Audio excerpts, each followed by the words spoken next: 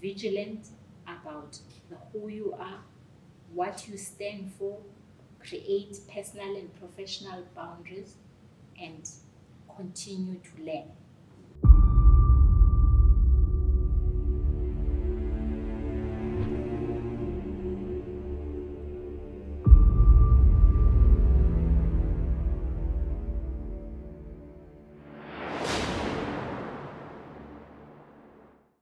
Welcome to Dreams Made Possible podcast, where we share Life 101 conversations for a great life. I'm your host, Botaki Hlalele, a life coach on a mission to cultivate personal mastery, self-worth in others. In this podcast, we conversate with personal development specialists, leaders from across different walks of life who have left an indelible mark on others, and ordinary folk who have beat the odds to be where they are. Before we dive deep into the conversation, please click on the link below and subscribe so that we can grow a community of dreamers. Today on this episode, our visitor is Dr. Nomvuselelo Songelwa. She occupies a lot of roles. She is a mother, she is a facilitator of leadership conversations, and she is an executive coach. And in her career, she has occupied many roles that spans from becoming the chief executive officer, an executive manager, a board member, and a CEO. She is also the author of the book called Lessons of a Kettle Header, Reflections from the Boardroom. Please help me welcome Dr. Mvusy on our episode today. Welcome, Mvusy, to the conversation. Here on Dreams Made Possible podcast, we always say we set the foundation. And the foundation is about where you come from. We say you don't put the bricks on the surface of the land. You have to dig first so that you can put a foundation and then have a solid structure. And we believe that solid structure comes from your upbringing. Would you mind just to walk us through your journey?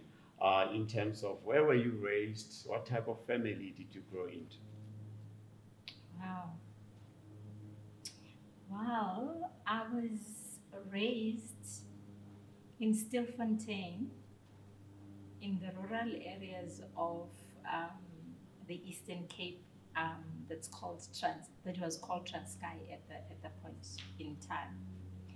I am a Swazi, I am a Xhosa person. And I always say I've got identity crisis, the same way that I have gender crisis, because I grew up doing the boys' roles, and I realized later that I was a woman. I am an elderly child of my late parents, Skofolo and Nomvuselelo Songelwa. I have actually 6 siblings, and 3 of them, the boys, died at infancy. So I still count them. Yeah. So I have 3 living siblings. I'm a mother.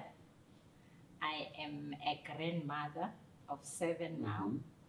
And yes, I grew up mostly in the dusty areas of Zilitwa, which is a village very far from Umtata. A lot of people know Umtata. So I grew up there up until I went to a high school, like any other child from high school to university. So I basically, where I come from, you were talking about digging. I really believe that who I am is because of the values that were instilled by my grandmother. I never related much to my mother because she wasn't there when I was born. So I always say I've got this beautiful angel, which is my grandmother, that instilled values. One of them is the beauty of a woman is within. Wow. That is so profound, especially the last part of the sentence, because not many people grow up to hear that type of information, and that is the type of information that I regard as gold. How did you take that forward in your life? Before we can go back to the various areas that you grew into? Yeah, that's a good question. As I say, I grew up as a boy. I never knew how beautiful I was at the time. So mine was to really know that I have to treat the people that I work with, the people that I am amongst, I respect them if I want to be treated the same way. So that beauty of within is really talking about the who you are, which actually informs the who I am now, being a coach, a personal coach. I always believe that sometimes you talked about vulnerability when you were inviting me here, as that it really takes time for a lot of people, especially women, Black women in particular, to really harness the who they are, because we are groomed to be told that this is a specific image that you should portray to men at work, as a parent, to be appreciated as a wife, and we never actually really enjoy it and celebrate the who we are. So I think that's for me, the within is the most important part of it. But it seems to be such a difficult space to venture into. I think it's easier for people to go into the external world, whether that is through the clothes that we wear, through the cars we drive, and the like. What do you think, from your perspective, makes it difficult for people to dive into themselves so that they understand this valuable lesson that your grandmother gave to you? It's interesting you're asking that question, because yesterday, in my conversation with women, one of the women, we were actually talking about that. The issue here, Botaki, is that we grew up being labeled.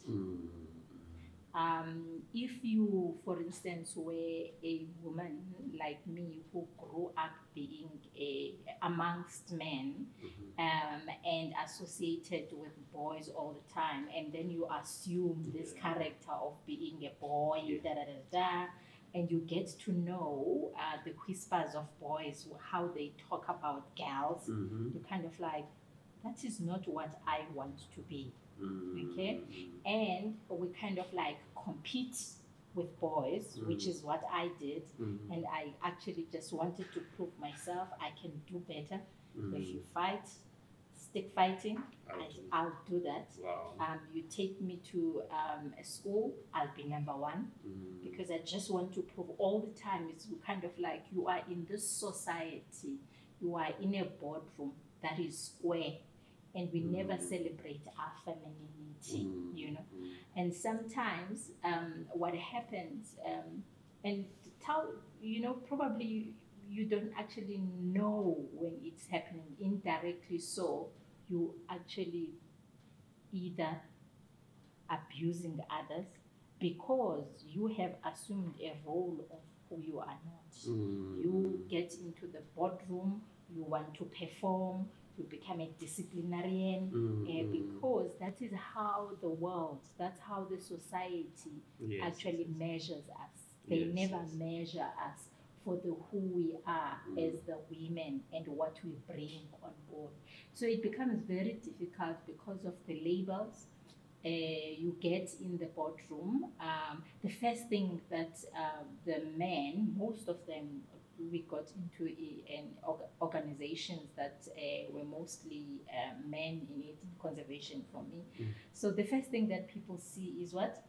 Your physique. The first thing people comment to is your makeup. Another thing is about how you dress. Oh, then if you are a tough woman, you are also given labels. You are iron lady and whatever. Really? When are we going to be accepted for who we are? So we kind of have this imposter syndrome. Correct, yes. Most of the time. You want to be a woman, and there's this term that I actually don't like most of the time. Let's talk about a strong, independent woman. Mm, And we mm, never talk about strong, independent men. mm, You know, mm. when you know, so those are the kinds of labels that we live with all the Yes. time. And it is up until you kind of like, you know what, I just want to Yes. be the who I am, accept me as who I am. Why do I have to wear makeup if I've got flaws on my face? I'm old. That's okay. This is who I am. And you know, the body shaping, everything else, the comments that people Yes, make. yes. So and even at the workplace, if I can just summarize. In summary, Botaki, it's just like we like kind of, it's like you are fitting a round object into a square. So we always want to fit in Yes, yes, all yes. the time. It's about fitting in. And that is why it becomes very difficult To look into yourself. to look into ourselves, because we always want to prove ourselves. We can do it. Wow.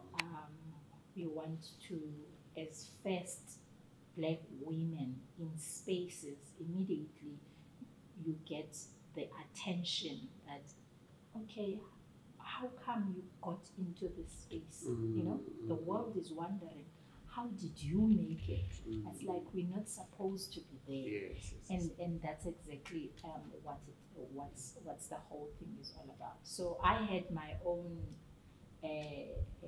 fitting in the squares, yes, yes, yes. from childhood, as I had mentioned, being the firstborn in my home, and the expectation from my parents Yes, that I yes, have to be responsible. I have to make decisions because my father didn't have a son, so I had to fit into that and become a kettle header.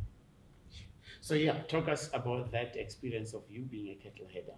Yes. Because speaking for myself and the society I grew in, immediately as I hear the word kettle header, I think of a boy, I think of a man. I don't even have a picture or imagination of a woman and a girl at that time doing or fulfilling this role. Now, maybe take us through that part of your story when you were a kettle header. What are the things that you had experienced as a young girl heading cattle, probably working with a lot of other boys? Did they embrace you as one of theirs, or did they regard you as, oh, what is she doing in our space? Yeah. It's interesting. I always say, you know, for me, it was an advantage to be in the midst of boys at the time. You know, rural communities at the time were actually safer spaces. Okay. And I was very fortunate that, as I alluded to, my parents were not staying with me at the time, because my father was a migrant labor, and my mother had to follow my father. So I was basically looking after that household, which was two hearts at the time. And I was actually living with my loving alcoholic aunt. So I had to actually look after myself. So I was clever. So the things I learned to do, even at the time, was able to leverage my own strength. If you help me when we go deep the cattle, you know, I had notorious cattle Brahman that were running around. If you help me, I'll help you in school. I was very intelligent, clever, and whatever. So I had, and I also learned to negotiate as well, as that if you assisting me when I have to collect the cattle, you know, coming back from school, probably I have to go and fetch water, and then I'll go later to fetch the cattle. And then I found that you have brought the cattle with your own, then I know that when it's plowing season, you are going to be the first to be in the queue. So, and it also helped me to make decisions and be bold about it. There's unintended consequences of that, in that You know, even whether you were an elderly family person, you don't come and claim that you are going to be first in the queue. Yes, And yes, I yes. will actually say no. If I say no, Mm-hmm. they were not going to write to my father. Ah. So the advantages were coming. So I was powerful in Yes, some way or yes, the yes. other. I was protected by boys. I was very fortunate. I never got raped. And I didn't have boyfriends at that time because, you know, they actually would say, you're not going to have, Yeah. because they know their story. Even myself, interestingly, on reflection, actually hated girls. I hated girls. I felt they were meek. They were like all the time trying to show off. They wanted Yes, the yes, yes. attention of men all the time. Until at a later stage, when then the womanhood emerged in me. Yes, yes, You know. yes. So I had a very, very beautiful upbringing with the community, with the teachers. Everybody else was looking after me, and my parents were not there. That protection that was there from the community. If we're going to a concert, I mean, I didn't have money, but there will be a teacher that actually just pitches up somewhere and give me some lemon creams, and the other one will actually share something with me. So I really had a good upbringing in that way. Let alone that the environment now, that when we see it through the lens of others, it's called poverty. Yes, yes, yes, yes. But it was a safer space than what the rural areas are now. Yeah, I wouldn't know if it was poverty if you didn't know the other side of the definition of poverty. Yes. But then what I take out of what you have just mentioned, seemingly you started wheeling and dealing at a very age, but I also sense a matter of courage to make those decisions. You mentioned even standing up to the adults. What could have been the source of that courage for you to develop that courage? Because that is one particular skill that even people who are older still struggle with, to garner the courage to make decisions, to face tough situations. Do you know what my father used to say to me? That God didn't gift him with a son. And I was the only one who survived. At the time, we were 4. In fact, I was the only one because each one of those boys died. And he was hurting, elderly men at the time. They prove themselves to be a man when they have a son. In my book, I actually talk about that. So growing up having cattle, and I'm able to be at the back and take the plow, and I have to be in front, I have to direct, I have to do this. And he had actually said, my child, I'm preparing you so that even if you would meet a one-eyed Chinese man, you will still survive. So for me, that courage was, I want to actually change the environment that I am in, so that those who come after me won't go through the same. And I became the first graduate in my community. And when I celebrated my graduation, the whole community came, and they were relaying these stories about how they saw me growing up and the hurt that my father had. So the courage has always been create a path for others to follow. And now you walk into the boardroom of different companies. You're at Eastern Cape, travel agency, you find yourself at national parks at some point. Walk us through the challenges and opportunities as well that you came across. You have mentioned a few now in our conversation, but linking it back to your book about being a cattle header and then you finding yourself in the boardroom. What are those lessons? It's today, it is a better space because there are all these courses, there are all these capacity building programs where they prepare you to be a leader. I don't know when you grow up in your career, you kind of like, for me, I landed up in leadership positions and I wasn't prepared because whoever, either my supervisor or the people that I work with, saw the potential. So being in that, you kind of like have this thing that you think you are going to be welcomed by everybody. The workspace is not a safe space. So the challenges that I did experience were like also having women not accepting who I am, or I was very close knit with a lot of men because I would challenge them. You say something, and I'm kind of like that kettle heading kind of bullying attitude comes up and like no, and then look you in your eye, and other people find it very interesting to do that because I also had to know my story.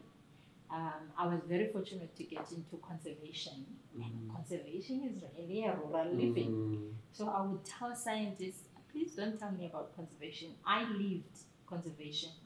The fact that when I went to school and studied how I lived doesn't make you an expert. So it was those kind of engagements, professional engagements that we have, but having that kind of courage. The opportunities that also came.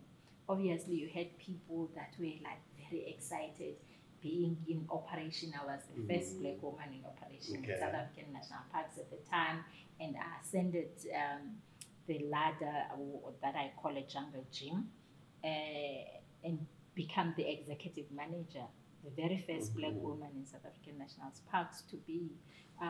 So I had supervisors, CEOs, black and white, they actually saw the potential.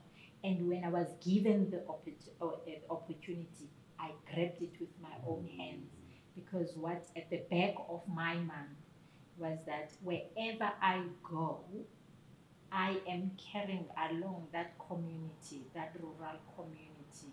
And I would love everybody who knows or talks about where I come from. That's like, wow, do you come from the same place that she comes from? So for me, it's like carrying that community along, my surname of Songelwa along. I wanted to be a change agent all the time and making sure that at any other time, the beauty within comes up. Beauty within comes up. That's so interesting for me. And maybe let's bring two dichotomies that I hear you talking about. The first one is what you said earlier about finding yourself in this space with voice, okay? And you also mentioned you, at some point, you used a strong word actually, you hated girls. And now you find yourself walking into a boardroom and you gravitate to men. And there seems to be a tussle with women. Could it be that you, at that point, I don't know now, maybe you can tell us that you had not crossed that line of hate vis-a-vis gravitating to men? No, you're right. If you remember at the beginning of when I was introducing myself, I was talking about gender crisis. Yes. I had this gender crisis for some time, and even intellectually tried to find out the masculinity, femininity. Are we really different? As human beings, which is something that I continuously talk about. That I think over time I got to learn that we should embrace both, because in all of us we have femininity, we have masculinity, and the others, they have more than the other. And maybe I had more because of how I grew up. Now, guess what? And I think over time, then I realized I was a woman. And then over time, as you can see, as you know now, it's like, no, I want to actually work more with women so that they actually know that there is no differentiation. We are all human beings, and the end goal is about humanity. Yes. We must celebrate the diversity. I might be different from you, but it doesn't make me a lesser human being. Even with women, although we are not a homogeneous group, another thing that I do not really appreciate is when people talk about women do this, as though we are not intellectual beings, as though we have same interest or whatever. But we are different. But what is important is that we need to celebrate what we see that will serve us best in other people. And then we grab that we like. And we leave what we do not like. Because to be a human being is so complex. You know, you can't judge a person by what you see the behavior. You know, which is at the tip of the iceberg, without you actually understanding the values of that person, what motivates that person, why the person does whatever she is doing. So these kind of engagements that we're talking about now, actually they are unraveling. They're giving us the opportunity to really reimagine and restate who we are in this space without really wanting to fit. So for me, yes, it has been a journey, and that is why, as elders now, we are able to talk about these things and be vulnerable without worrying about being judged, because everybody else is going to go through the same journey. True, eh? But that's very interesting, because when you are in a boardroom or when you're in a corporate setting, whatever organization, we always talk about speed. You know, we want things to be done at speed of light. We want things to reach the market very quick and stuff. And it seems like people don't have time to pause and say, where is Mvusy coming from? What informs her way of thinking? So, in your new space as a life coach, as an executive coach, maybe I might ask it from that perspective. Yes. How then do we take that opportunity to instill in people the importance of doing exactly that, the reflection of being able to understand the other person and not make judgment call based on the surface information? Wow, that's a very profound question, and look, Botaki, look at what is happening, the leadership quagmire. It's what is happening throughout the world. It does seem to me that when you put me in a position of power, then I forget who I am. I forget who I come from. And we were talking about that with your team, about when we then see that you are striving, immediately what I want to do is to take away from you. You know, that's because we're living in this world that is designed by other people. It's not designed by the people who actually understand. We talk about the Ubuntu values. Do we practice them? We don't. I guess it's in fact, I could get into your organization and I find you as a black man, as a black woman in a position of power today. But immediately that I come in, you'll either get intimidated, you're gonna ask me where I come from. Who is she? Is she belong to what political party? Who else knows this kind of person? People Google you and all those kind of things.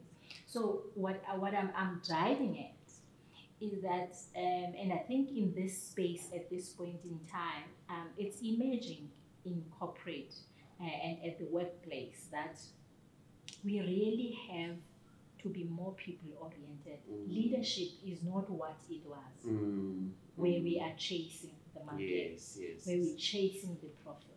I think the world in the leadership space is realizing that people are the building blocks of the organization. And the organizations need to understand that coaching is not training, it's not mentoring, but it is something that is necessary for people to be able to have this letting out of the issues without you as a supervisor knowing, but giving the people a safe space to really deal with who they are. They are not the machines that you find them in the workplace, but they are holistic, complex individuals that their being is informed by many things. What's happening at home? Maybe I woke up, I fought with my girlfriend or boyfriend today, or something that is happening somewhere else in church, or somebody who actually, through road raging, made you like feel, or financially for that matter, you're not coping. So those are the kind of things that I think they are still, especially in the public sector, they're not really used optimally. That's one. Two, I also just feel that they are seen, coaching is seen as a nice thing, nice to have kind of thing. So the world, unfortunately, is realizing that we have to be people oriented. We have to dig deeper as leaders ourselves and actually be vulnerable. When you don't know, say, I don't know. When you need help as a leader, you might find help in one of your team members. When you need guidance about something, there might be a Muruti as one of the people that are there. So that is why it's important that we see people and we find out, take that pause and say, what can I leverage from each one of these people who report to me? Because these positions are permanent. Are temporal positions. Tomorrow you never know what comes. And you don't know whether as you walk down the street, you will find the very same people in a power of position that might help you. But that's so profound what you're saying, understanding the value of people. And what I usually say is that leaders must understand that organizations are not brick and mortar, but it's about human beings. But now, what I have also observed in my 24 years of exposure to corporate is that organizations seems to hire one and the same type of a leader. And in most cases, and I might be wrong, but in most cases, it's either a narcissistic type of leader or a psychopathic type of leader. And in most cases, they really drive results. But I always ask myself, at what expense? Okay? So my question to you is, if my assertion is true, and I'm not claiming necessarily to be true, it's just from my experience, how then do you leverage your coaching and exposure in terms of educating business? And when I say business, we're talking leaders, to say, what type of person are you bringing into this organization so that they can do what you espoused, which is people who understand and see value in others? Yes. I think the first thing for me is that as individuals, doesn't matter in what position you are in, because sometimes I think leaders, you will find them with people that are on the ground, not necessarily those that are in the positions. We need to understand that diversity is a strength. And we must actually be vulnerable to know that if I am good in strategy, someone who is good in something is bringing something that I can learn from. So if you have this open mind in kind of like learning from others, I'll make a simpler example. You kind of learn another language. At a very young age, I decided to go to Mpumalanga. It was a very hot space, a Xhosa woman. And I was there on my own. But for me, what was interesting is I kind of like got to know people are the same. People are the same. I actually have, again, another assertion that I think vendor people are very clever. I've never found. Okay, that's my own. They are very clever people. So if you are exploring life you will get to know that there are a lot of what you can learn Yes. from it, from. So in the workspace, leaders, what they need to do is to know that the more we bring diversity, the more the team will actually strive. Wow. And let me just challenge you on what you just said about vendor people. Is it because you had an assertion that says they might not be so clever? And then you challenge yourself at that point? Maybe just talk to us through that, because if that is the case, it's important for the lessons that you garnered at that point so that we can educate others who might have the same. You know, when we grew up that you had Xhosa people there, Botswana people there, whatever, you never interacted with them. To be honest with you, I actually didn't even know. I just didn't even know the kind of people that I will get in Mpumalanga. There were Venda people, I met Swazi people, there were jokes, I met Pedi people and whatever, Tswana people, you know, and you kind of like, for home, a kind of like judgment as you interact with them. So, but again, it's about really taking what you think is good. So I never had prejudged. But those that I met, they were intelligent, they were doing physics, and I'm like, Batung are these black people, you know, where I come from, physics was difficult. In fact, I failed physics, you know. So it's not, it's actually that, but also it happens in other areas that you actually like have this kind of, you are told that Tswana people are like this, Zulu people are like this, women are like this. But you need to have that courage to find for yourself. And that's why it's important, even when we meet strangers, you must be able to kind of like, I'm gonna have the courage to say, hi, how are you?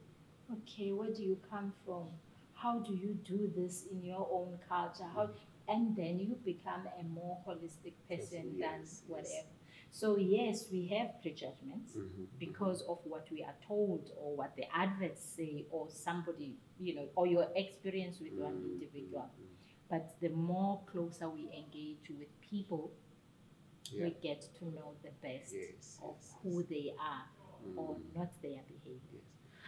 What I've noticed in your space, you have moved from herding cattle and you went to sandparks. There are also animals in that space. And then ultimately, as your career evolved, you ventured into coaching, which is about the development of people. Why is it important for people to develop themselves? Oh, yes. You know, with my experience in working in organizations, we always really wanted people to deliver something. Even myself, when I was part of a team, I had to actually work with people to do that. And what differentiates the people who are not developing themselves from those who do, you can actually see. We continuously, as people, learn new things that are actually serving us. So from cattle to people, I call myself a people header now. On reflection, I have actually seen that I applied into my leadership all the things that I have learned from cattle herding. It's either you're wanting to pair people to actually do something, so you will take people who have complementary skills and they will deliver. If you actually have to discipline people, it's different from disciplining cattle where you take a whip, you know. But when you deal with people, you just have to be compassionate. You have to let them understand where you're coming from and what will be the consequences of a continuous behavior that you don't want to. And you have to be consistent yourself in communicating and also like dealing with them. So for me, the whole thing is about that I had navigated the workspace without really being exposed to leadership, because I was promoted from being a technical person into that. And I had seen that if I was exposed to leadership, I did some workshop or whatever, I would have been a better leader than I was at the time when I started. And it was through development, some of the things I was exposed to by the supervisors, some of the things I initiated. For instance, the first time I went to the States, I actually basically walked into the American embassy, and I said, listen, I really want to do something, but I want to do in America. I don't want to go anywhere else. And then somebody actually said to me, okay, I think there is a program. I wanted to do Fulbright scholarship, actually. And then she said, you know what, because it's your first time, just go for a year first. And who actually supported me was my organization. When I came back a better person, being exposed to America, being exposed to other people throughout the world, because it was a global program of about 45 people from different spaces of the world. So I came back a better person, and I saw the world differently. I had different perspectives, and I was able to learn things that I wouldn't have learned from here. So developing yourself is not really about schooling. That's another. It's not about taking a book. It's conversations like this with other people. It's about going to spaces that you've never been. It's about being curious. This tourism that we're talking about. You travel, being exposed to how other people live. Then you will get to know that people are the same. There are people that you will actually gravitate towards, but there are people there are things that you don't like. It's the same thing in leadership. I don't know about you. I learned to be a leader by actually looking at the things I didn't like in all my supervisors. Yes. Kind of like, I don't want to be this type of person, you know? And then you add on to these tools. So that's basically the reason why I believe that when people are in organizations, don't rely only from your supervisor or from what the organization is going to give it to you. Reach out there. Now we are living in the world of technology, which is nice. You have access to the world, and you've got access to the information, something that we never had. So step up, make it a point that, and in particular when you are going through uphill. When you're going through uphill, when things are not working out, when you are retrenched like I was, that's the time I kind of like, I'm gonna focus on coaching. Probably I must just change. And I invested in understanding the whole world of coaching, because the whole goal is about creating a path for others. But now it's so mind-blowing that we have access to this information, as you say. What could be the reason why some people do not invest in personal development? Could it be ignorance? Could it be fear? What is it from your perspective, and how can we tap them on the shoulder to say, hey, there's value in you engaging in this path of self-development or personal development? You know, I think now the economics, it plays a very a significant part of that. If you're really looking at, in particular post-COVID, we do the legal with the legal that we have. That's the first thing. So people don't invest in themselves because they don't have access to enough resources. And me and you, if you want to actually coach somebody, you kind of like coaching something, and maybe somebody has got a child at school or whatever. That's the first part, which is where I think the organization should actually do play the part. The second thing is within with the organizations. The organizations themselves, as I said before, they don't take coaching as a as a significant part of building the capacity of people. It's like the first budget item you cut, ne? And you go to training if there's something that's not okay, because they will look after themselves and whatever. I'm worried about investing in technology and whatever. The third thing for me is exactly what we spoke about earlier. Do you know who you are and where you want to be?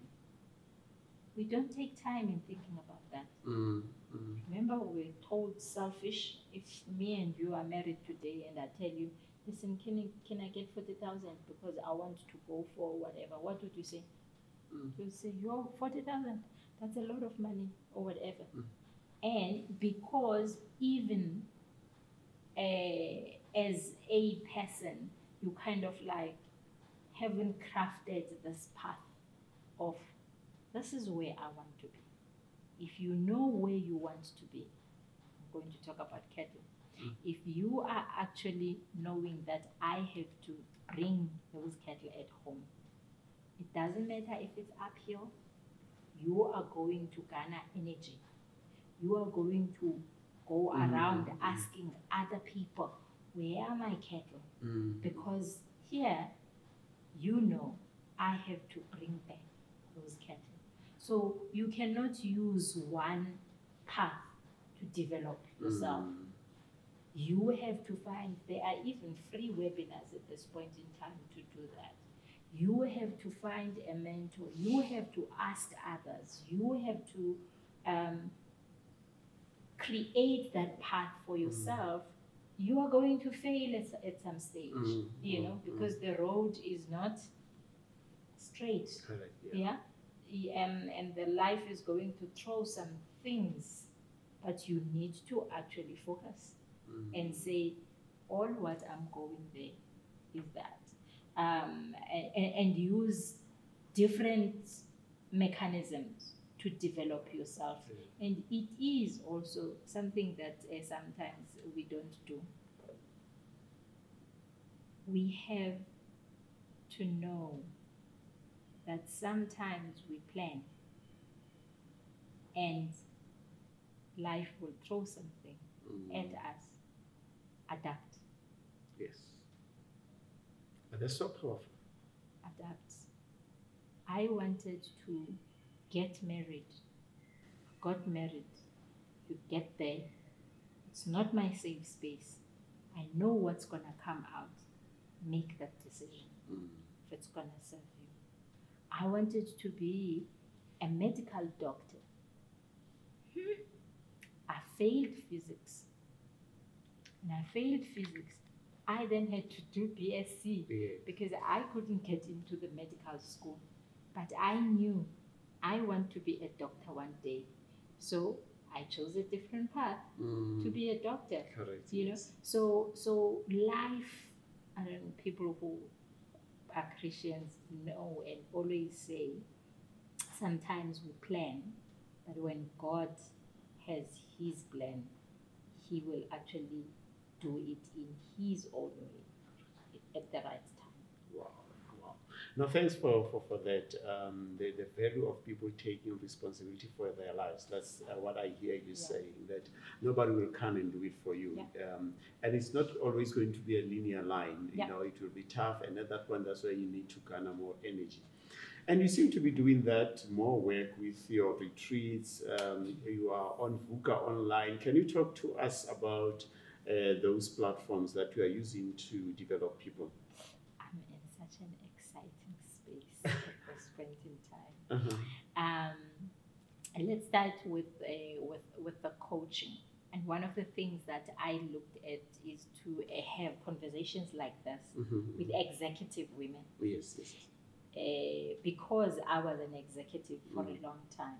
And when I was reflecting on my path and the challenges that I went through, I asked myself, I wonder if I'm the only one who went through this, you know?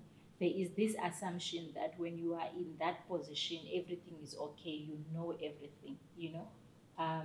And then I created this space on VUCA Online where I engage women at executive level or all those who actually left to talk about the untold stories of being in executive positions.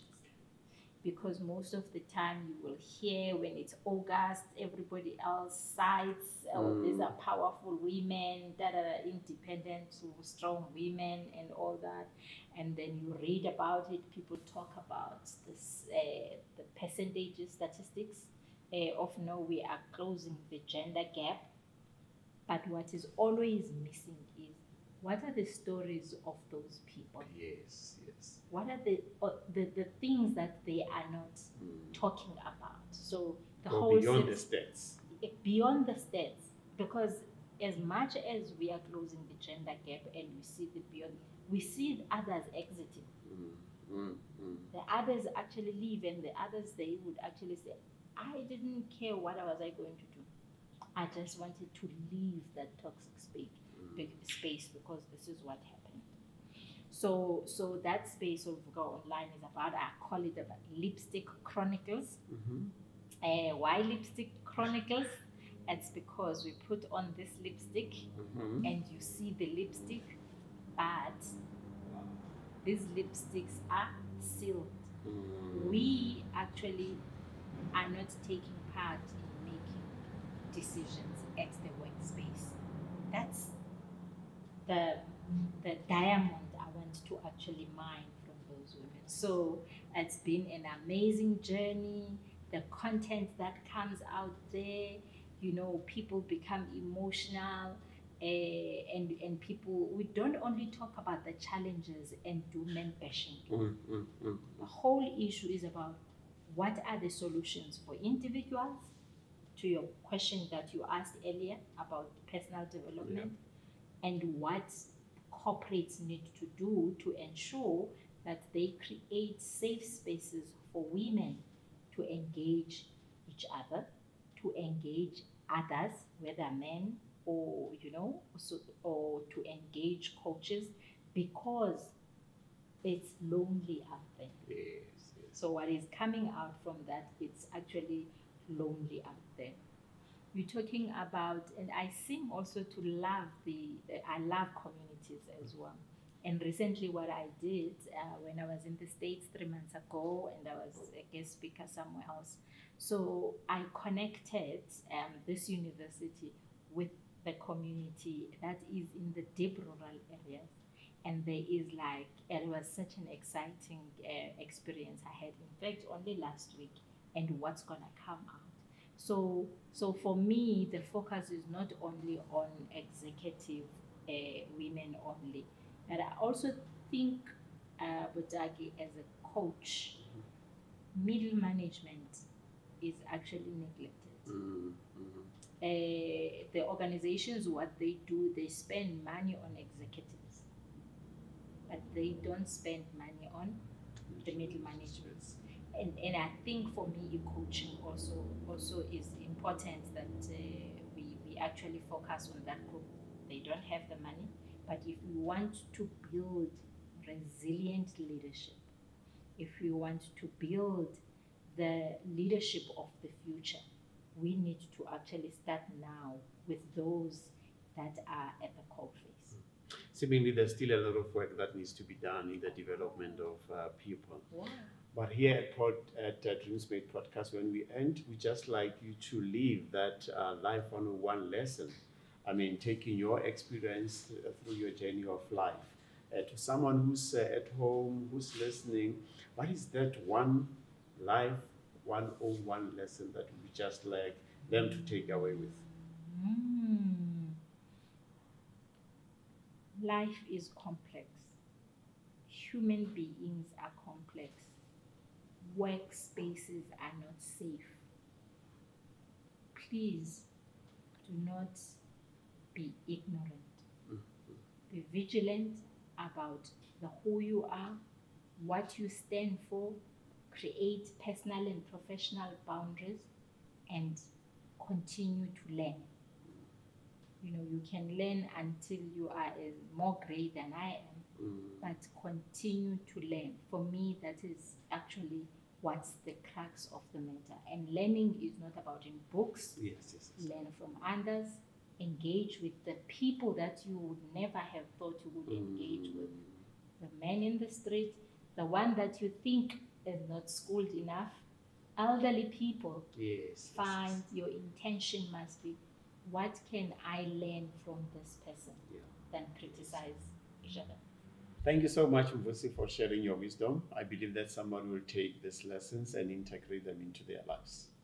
The viewers at home, probably you have heard all these nuggets that have been dropped. And what I have taken out of this conversation is that almost every platform in your life journey becomes a curriculum for your self-development. You be in the crawl as a cattle header, as we have had, or those relationships that you come across, it becomes important that you immerse yourself and go out there and learn as much as possible.